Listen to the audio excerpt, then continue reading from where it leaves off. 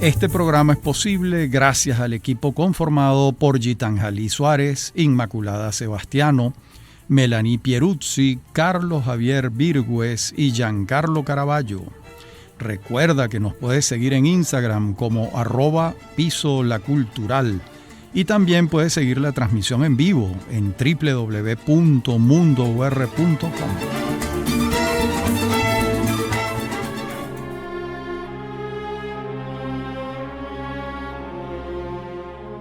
Bienvenidos todos a este quinto capítulo de esta cronología republicana que venimos desarrollando. Una cronología de la República de Venezuela. En 1848, comenzamos hoy con el 24 de enero, el fatídico asalto al Congreso Nacional. Pero eso va a ocurrir en el 24 de enero, como les decía. Pero antes, el año 1847 transcurrió con el empeño de Monagas, José Tadeo, de ir copando todos los espacios de poder ante el desconcierto general del general Páez, como dijimos en el programa anterior. Y el año 1848 se inicia con uno de los hechos más lamentables de nuestra historia republicana.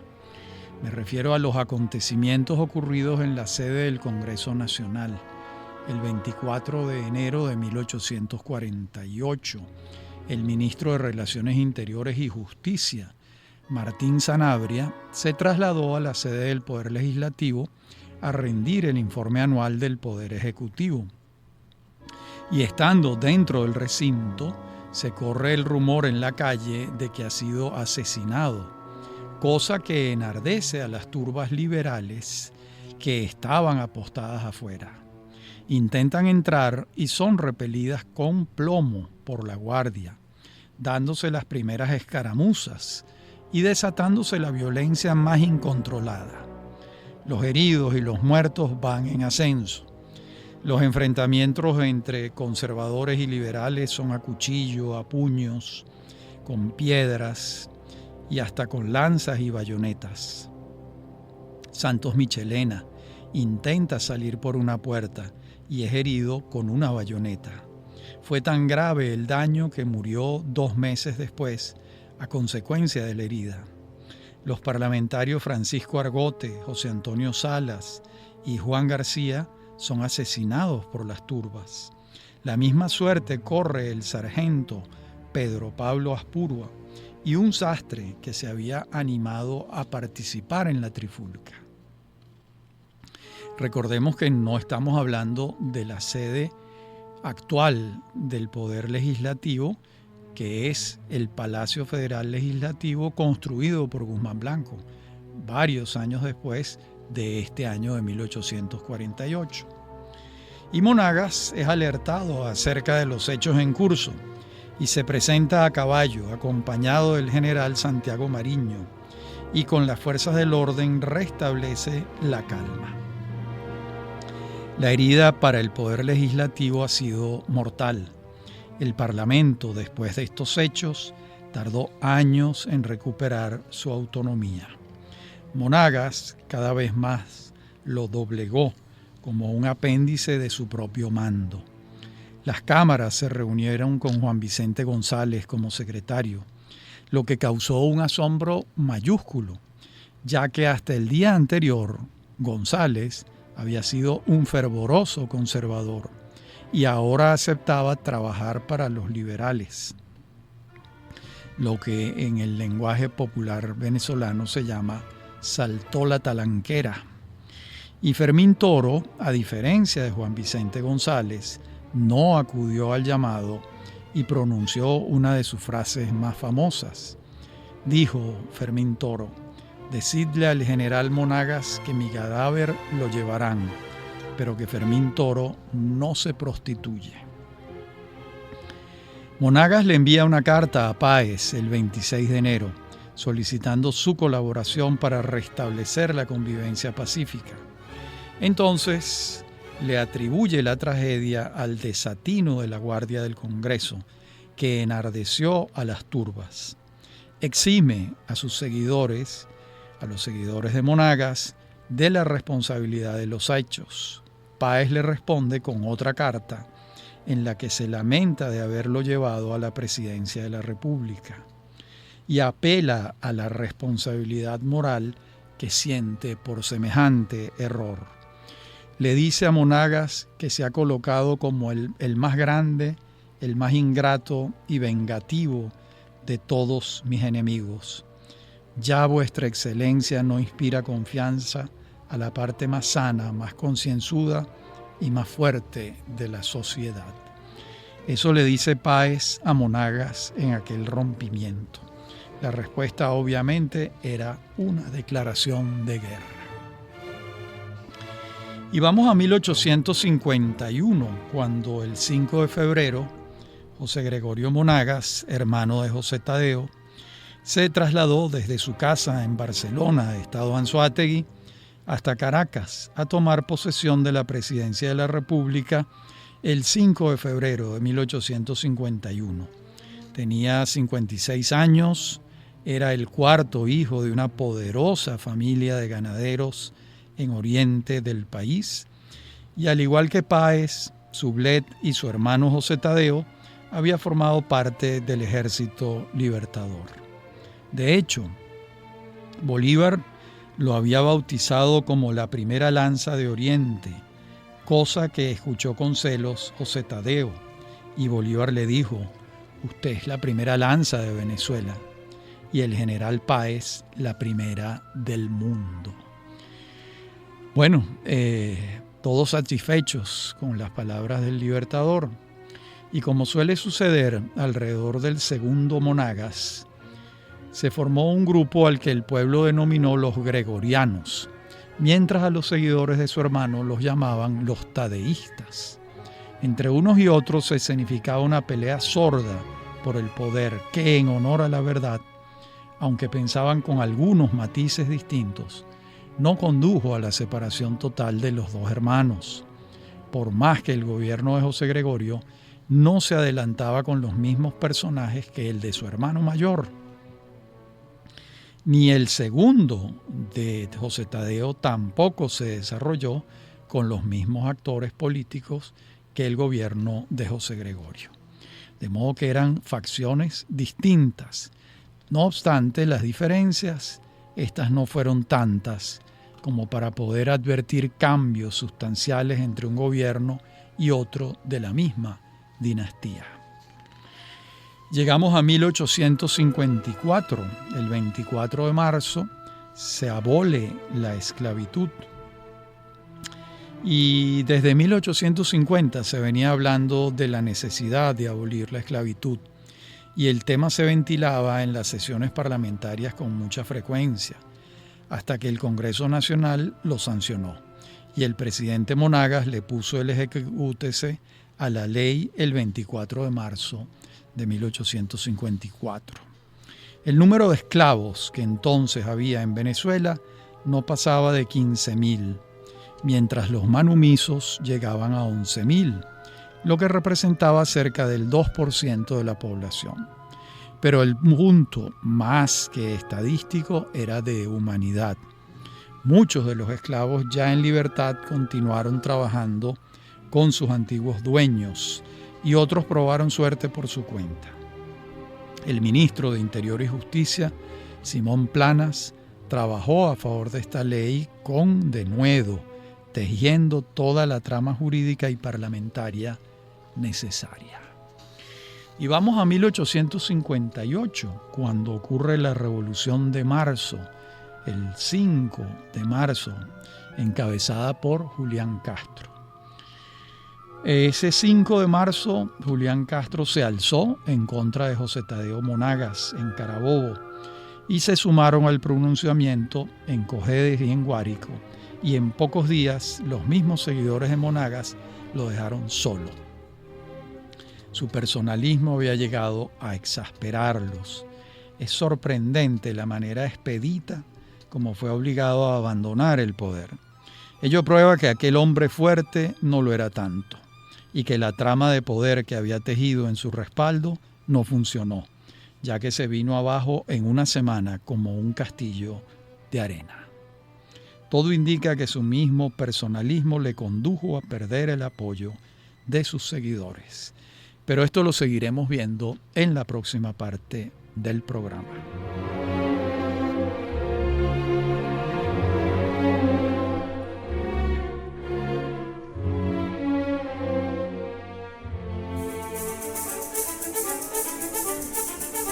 En breve continúa Venezolanos.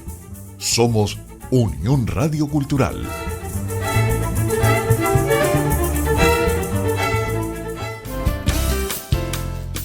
Estás escuchando Unión Radio Cultural. Este y otros programas de Venezolanos los puedes oír en formato podcast a través de Anchor.fm. Para alguna sugerencia sobre este espacio, pueden escribirnos al correo rafaelarraiz@hotmail.com. Somos Unión Radio Cultural.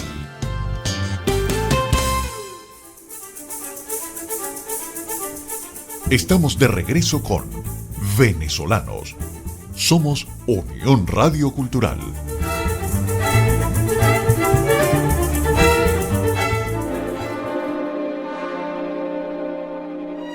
Bueno, la verdad es que Monagas había llegado muy lejos en sus pretensiones hegemónicas y de permanencia en el poder, y la reforma constitucional a su favor dejaba desnudas sus aspiraciones de eternizarse al mando de la República, y la alternabilidad había sido norma consagrada y respetada desde la Constitución Nacional de 1830.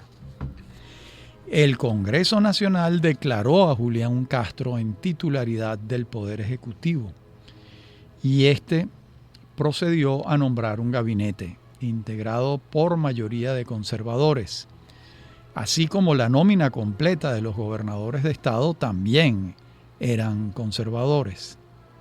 En el Ministerio de Interior y Justicia designó a Manuel Felipe de Tovar, en Hacienda a Fermín Toro, en Relaciones Exteriores a Wenceslao Urrutia y en Guerra y Marina al general Ramón Soto.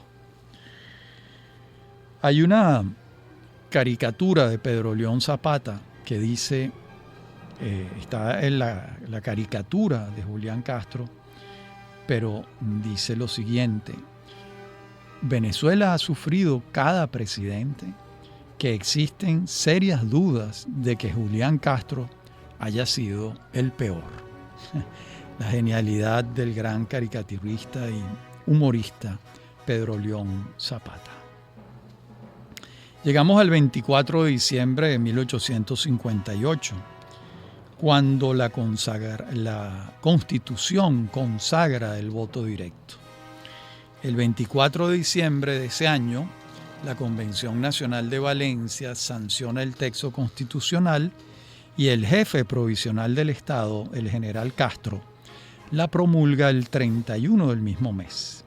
Fue la primera constitución democrática del país. ¿Por qué? Porque instituyó el voto directo, aunque no universal, tanto para presidente de la República como vicepresidente, como para los diputados, mientras mantenía el sistema indirecto para la elección de los senadores.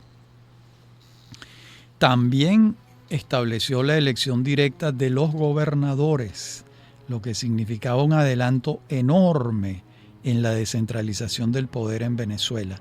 Estamos en 1858, lo recuerdo.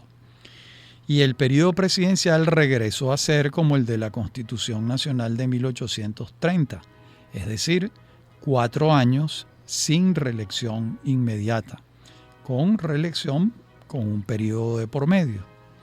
Además, escarmentados por el nepotismo de los Monagas, el constituyente prohíbe la elección de parientes hasta por segundo grado de afinidad y 4 de civil en elecciones presidenciales sucesivas. Fijan el periodo del vicepresidente en 2 años y designan a Caracas como la capital de la República, condición que temporalmente se había trasladado a Valencia mientras ocurría el trabajo de la convención que estaba elaborando la Constitución. No hay duda de que esta Constitución de 1858 profundizaba el sano principio de la separación de los poderes, otorgándole mayor autonomía a cada uno de ellos. Y vamos a 1859, cuando el 20 de febrero comienza la Guerra Federal. Ese día el comandante Tirso Salaverría tomó el cuartel de Coro al frente de un contingente de hombres que abrazaban la bandera liberal y se hizo del parque que albergaba el cuartel. Al día siguiente, entregaron una proclama que culminaba exclamando: «Viva el movimiento federalista de Coro, viva la federación de todas las provincias de la República, viva el general Juan Crisóstomo Falcón, primer jefe del movimiento federalista nacional». Eso decía la proclama. Y los alzados tomaron 2 goletas en la vela de Coro y se dirigieron a Curazao. En ella regresaron Ezequiel Zamora y otros liberales. Y el 22 de febrero ya Zamora estaba al frente del Ejército Federal de Occidente. De inmediato se le sumaron muchos hombres en rebeldía frente al gobierno de Julián Castro. Y el 25 se lanzó la proclama del Gobierno Provisional del Estado Independiente de Coro. Entretanto, a Falcón, en la isla de San Tomás, lo tomó por sorpresa el adelanto de Salaverría y también los pasos de Zamora, y entonces se vino hasta Curazao, buscando estar más cerca de los acontecimientos, ya que la guerra había comenzado. Y en 1860, en el fragor de la guerra, el 10 de enero, cae Ezequiel Zamora. De Barinas partió el ejército federal hacia Guanare, a donde llegaron el 4 de enero de 1860. Lo encabezaban Falcón y Zamora, que eran cuñados, ya que Zamora estaba casado con Estéfana Falcón, lo que hacía prosperar poco las intrigas que corrían para sembrar celos entre ambos. Y el 10 de enero se dispuso el ejército a atacar la ciudad de San Carlos. Y en una acción de Zamora, que buscaba neutralizar a francotiradores apostados en una casa, una bala perdida penetró por su ojo derecho y salió por el occipital. Por supuesto, murió de inmediato, en brazos de su secretario, su asistente, que era el entonces joven Antonio Guzmán Blanco. Al general Falcón lo estremeció la noticia. Zamora era natural de Cuba, contaba con 42 años. Y el hecho no se hizo público de inmediato. Hacerlo hubiese supuesto una desmoralización total del ejército. Se supo de su muerte una semana después de ocurrida. La actitud poco precavida de Zamora en la acción quizás respondía a una excesiva confianza en sí mismo, fruto de la extraordinaria victoria que él había tenido en Santa Inés. La verdad es que un general no suele desempeñar tareas que pongan su vida en riesgo, ya que sus funciones de comando son más importantes que las acciones en combate. Quizás por ello es que se han tejido otras hipótesis sobre su muerte, buscando una explicación distinta a la elemental imprudencia que se hace evidente, que es tan evidente que se hace difícil de creer, ¿verdad? Y bueno, porque no se trata de la muerte propia de un héroe, parecen decir en voz baja los seguidores de la memoria zamoriana. Y el 12 de abril de 1860 es electo Manuel Felipe de Tovar y es el primer venezolano electo con voto directo, con base en la Constitución de 1858. Esas elecciones se convocaron en abril de 1860 y Tovar obtuvo 35.010 votos para ejercer el poder ejecutivo entre 1860 y 1864, sin reelección inmediata. Y además fue electo el vicepresidente Pedro Gual con 26.269 votos por un periodo de 2 años. Y el 10 de abril el Congreso practicó el escrutinio, el 11 escogió al designado, es decir, al general León de Febres Cordero, y el 12 juramentó a Tovar y a Gual en el Templo de San Francisco, delante del cuerpo diplomático. En la próxima parte del programa seguiremos ventilando estos hechos de 1860. Ya regresamos.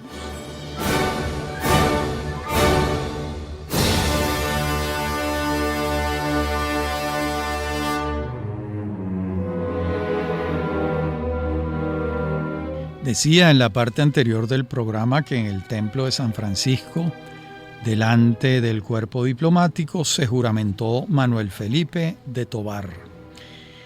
Bueno, y lo hacían en medio de una guerra cruenta, que ya había cobrado miles de vidas y que tenía al país postrado en la miseria y la desolación. Pero así fue, y en 1862, otro año, va el 25 de noviembre, va a tener lugar un hecho extraordinario, y es que Teresa Carreño da su primer concierto público en Nueva York. Hija de Manuel Antonio Carreño, el autor del Manual de Carreño, y Clorinda García de Sena, Teresa Carreño fue un prodigio musical venezolano universal que se presentó en los principales teatros del mundo, siendo celebrada como una de las mejores pianistas de su tiempo, de finales de la segunda mitad del siglo XIX. Además, Teresa se desempeñó como cantante de ópera y compositora, con un conjunto de obras escritas por Teresa Carreño cercana a la treintena, 30 obras. Su carrera y vigencia abarcó medio siglo, siendo una de las más destacadas intérpretes en los escenarios musicales del mundo en la segunda mitad del siglo XIX y en principios del siglo XX, porque Teresa Carreño murió en 1917. Y llegamos a 1863, el 27 de mayo, cuando se firma el Tratado de Coche y tiene lugar el fin de la Guerra Federal. Una vez convenidas las partes fundamentales del tratado, Pedro José Rojas y su comitiva se trasladaron a Caracas y se reunieron con José Antonio Páez y sus consejeros. Todos estuvieron de acuerdo con lo pautado en el tratado, y Rojas y su comitiva regresaron a la hacienda de Coche al día siguiente. Les aclaro, este Coche no es la isla de Coche, obviamente, es Coche, hoy en día que forma parte de Caracas. Entonces la familia Madrid, que vivía allí, brindó un almuerzo y se celebró por todo lo alto. Se movilizaron a Caracas tanto Rojas como Guzmán Blanco y sus comitivas, y se reunieron con Páez en su casa que se llamaba La Viñeta, y ahí estuvieron departiendo. Al día siguiente partió hacia Coro vía La Guaira Guzmán Blanco, en busca de la ratificación del tratado por parte de Juan Crisóstomo Falcón, cosa que termina de ocurrir en Nirgua el 27 de mayo, después de que Falcón propusiera 2 modificaciones menores y que Páez las aceptara. Y esto trajo como consecuencia un incesante ir y venir de Guzmán Blanco. Las acciones bélicas cesaron en abril, después de lo acordado en el tratado, aunque la noticia llegó después a algunas lejanas provincias y en alguna incluso hubo un intento infructuoso de desconocer el Tratado de Coche. Y de acuerdo con lo convenido, se convocó la Asamblea Nacional en la ciudad de La Victoria el 15 de junio de 1863 integrada por un número exacto de federales y conservadores. Ese mismo día se recibió la carta de renuncia del general Páez y la Asamblea la aceptó. De inmediato pasó a designar como presidente provisional de la Federación Venezolana, la Asamblea, al general Juan Crisóstomo Falcón, mientras que reunida la Asamblea Constituyente que él ha de convocar, se organice definitivamente el país. Allí se nombra a Antonio Guzmán Blanco como vicepresidente. Y el general Páez sale de Venezuela el 13 de agosto y no va a regresar a su país. Va a morir 10 años después. Páez vivió en Nueva York, en Buenos Aires, en Lima, recibiendo grandes honores en cada visita que hacía, pero su situación económica desmejoró severamente. Sobrevivió 10 años a su último gobierno y falleció en Nueva York el 6 de mayo de 1873, a los 83 años. Desde 1821, con su decisiva participación en la batalla de Carabobo hasta este año de 1863, suman 42 años, donde la figura de Páez fue predominante en el país. Nadie ha ejercido durante tanto tiempo tanta influencia en Venezuela como lo hizo el portugueseño José Antonio Páez. Y concluía la Guerra Federal con un tratado negociado por un civil, Pedro José Rojas, y otro que conocía el mundo civil y militar, el abogado Antonio Guzmán Blanco. No termina con una batalla. La victoria estaba en manos de los federales realmente, y se abría el periodo de mando del general Falcón, que va a preceder a la larga influencia de Antonio Guzmán Blanco en el país. Y el 25 de julio de 1863 se declara la presidencia provisional de Juan Crisóstomo Falcón y forma su gabinete. En Relaciones Exteriores y Hacienda, Antonio Guzmán Blanco. Interior y Justicia, Mariano Briceño. Fomento, Guillermo Iribarren. Y Guerra y Marina, el general Manuel Ezequiel Bruzual. De inmediato, Falcón envía a Europa a Guzmán Blanco. ¿Por qué? Porque es imperativo buscar un crédito, tarea para la que contaba con poderes plenipotenciarios Guzmán Blanco. Se requería de urgencia el empréstito. El país había quedado arruinado después de 5 años de guerra. Las arcas estaban completamente vacías. Y las primeras medidas de Falcón señalaron a un hombre magnánimo. Le prodiga un extraordinario trato al vencido. Invitó al general Páez a quedarse en el país, pero ante el deseo de Páez de irse a Nueva York de nuevo, le dispensó una delicada y honrosa despedida. Le otorgó viáticos, ordenó que se le pagara su sueldo de general en jefe del ejército, cosa que con el tiempo dejó de llegarle al general Páez. Al general Sublet le otorgó el rango de general en jefe por su condición de prócer de la independencia, y a los soldados que hubiesen servido en el ejército independentista entre 1816 y 1824, les reconoció el sueldo de su grado militar. Al general José Tadeo Monagas lo sacó del ostracismo y le reconoció sus méritos. Bueno, esto es un caso extraño en la historia política de Venezuela, la generosidad de Juan Crisóstomo Falcón. Y es un caso extraño y un ejemplo. Es emulable. Ojalá muchos otros hubiesen procedido de la misma manera. El 12 de agosto, Falcón expidió un decreto fundamental. Convocó a elecciones de diputados para una asamblea constituyente el día 10 de diciembre. Mientras el 18 del mismo mes firmaba otro que establecía los parámetros de acción de su gobierno provisional y tomaba la medida, entre otras, de abolir la pena de muerte. Esto lo enaltece ante la historia, al menos en mi criterio. Los meses siguientes comenzó a cundir la anarquía en el país. No se sabía muy bien en qué consistía el federalismo y cada quien en su comarca lo interpretaba a su manera. Era evidente que durante los años de la Guerra Federal no hubo espacio para hacer pedagogía política efectiva.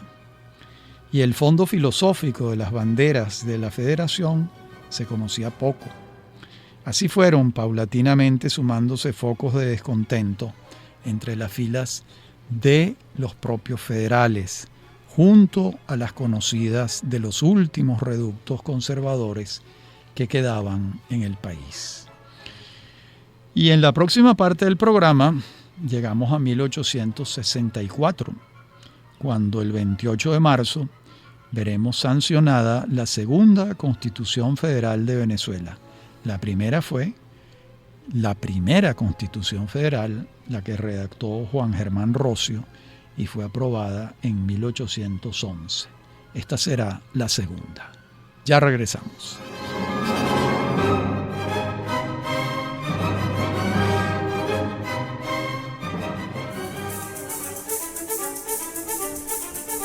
En breve continúa Venezolanos.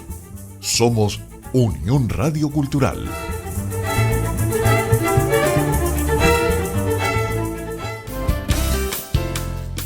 Estás escuchando Unión Radio Cultural.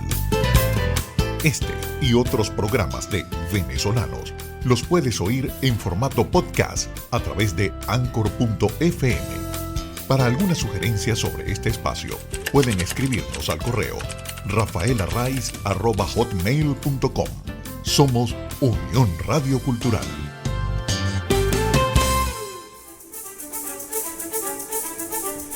Estamos de regreso con Venezolanos. Somos Unión Radio Cultural.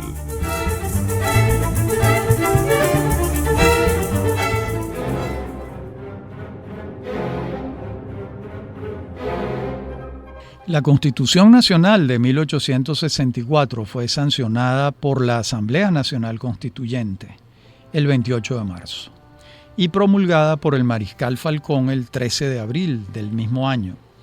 Introduce cambios sustanciales en la República, empezando por la denominación, ya que al acogerse la forma federal del Estado, la República pasó a llamarse Estados Unidos de Venezuela, con base en que la nación estaría jurídicamente instituida sobre una federación de estados autónomos.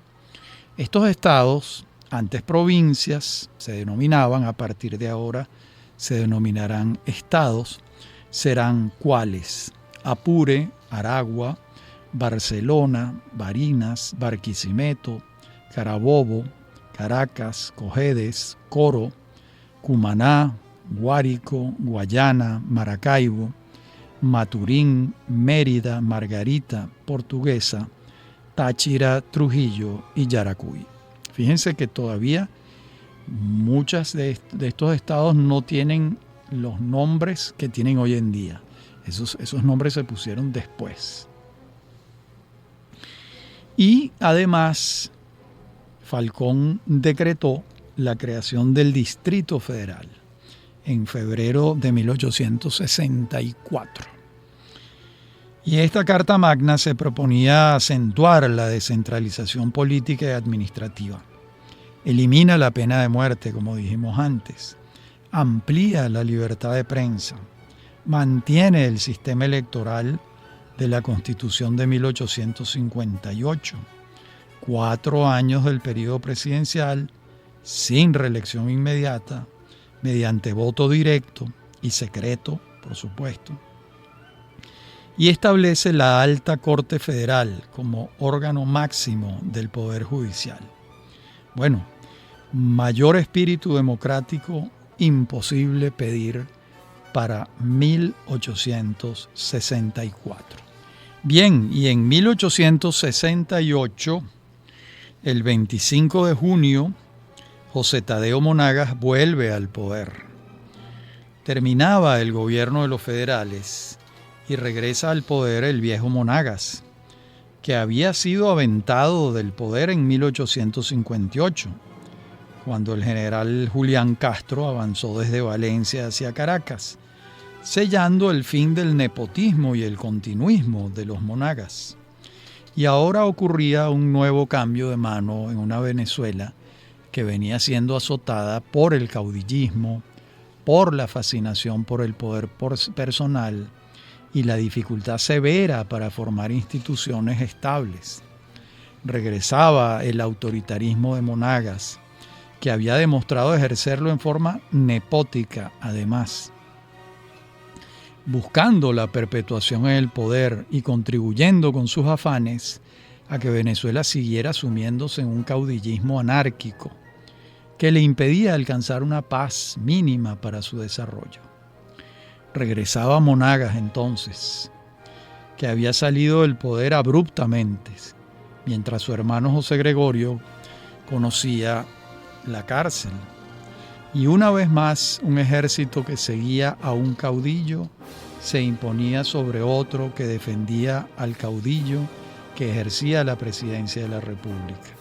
Alzamiento tras alzamiento, batalla tras batalla, Venezuela seguía desangrándose en un pleito personalista, arropado con banderas de ideales intercambiables. Y las primeras acciones de Monagas señalan un camino de magnanimidad y olvido del pasado.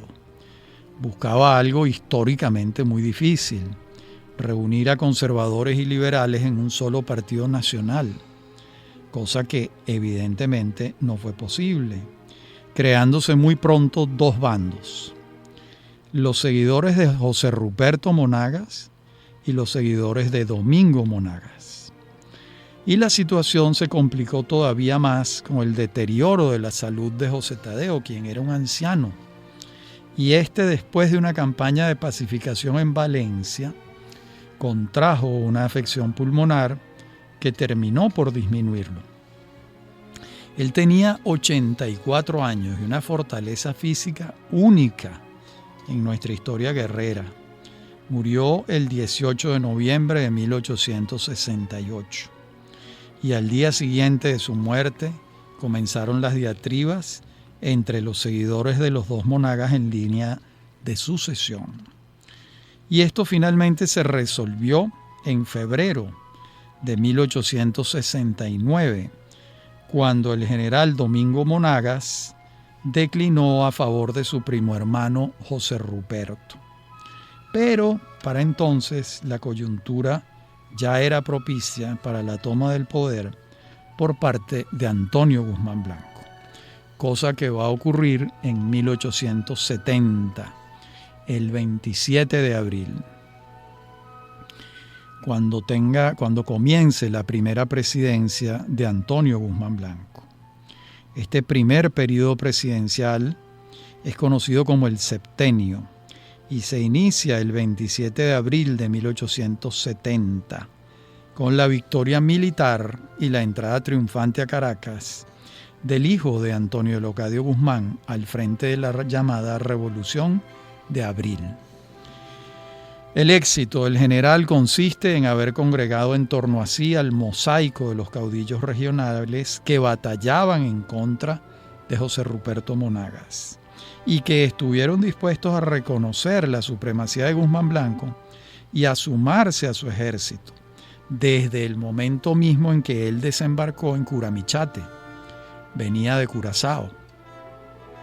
Los generales, seguidores de la Federación, José Ignacio Pulido, Matías Salazar, León Colina, Joaquín Crespo y Francisco Linares Alcántara, siguieron en las primeras de cambio los pasos de Guzmán Blanco. Así fue como su ejército llegó a reunir a cerca de 8,000 hombres y se impuso en las inmediaciones de Caracas sobre el ejército de Monagas, ya mucho menor en número y en poderío. De inmediato Guzmán Blanco reconoció la Constitución de 1864 y nombró su primer gabinete, Diego Bautista Urbaneja en Interior y Justicia, Antonio Leocadio Guzmán, su padre, en Relaciones Exteriores, Jacinto Gutiérrez Coll en Hacienda, Francisco Pimentel en Crédito Público, José Ignacio Pulido en Guerra y Marina y Martín Sanabria en Fomento. El poder no era un instrumento extraño para Guzmán Blanco. Había nacido en un hogar en el que su padre no dejó de procurarlo ni un minuto de su vida, de modo que su hijo había crecido muy cerca de él, de sus mecanismos, inmerso en ese laberinto del poder. Contaba con 41 años y había egresado como abogado de la Universidad Central de Venezuela. Había desempeñado diversos cargos en el aparato del Estado y había participado en campañas militares como vimos antes, de modo que, dada la formación de Guzmán Blanco y su dominio de los idiomas, fue el enviado regular a negociar empréstitos ante los bancos europeos por parte de Falcón. Ninguno de los resortes del poder y del Estado venezolano le era ajeno al general que entraba triunfante a la capital. Y en nuestro sexto capítulo de esta serie, de esta cronología republicana, lo iniciaremos en 1870, cuando Guzmán Blanco firme el decreto de instrucción pública, gratuita y obligatoria, y empiecen los pleitos con la Iglesia Católica. Hasta nuestro próximo encuentro.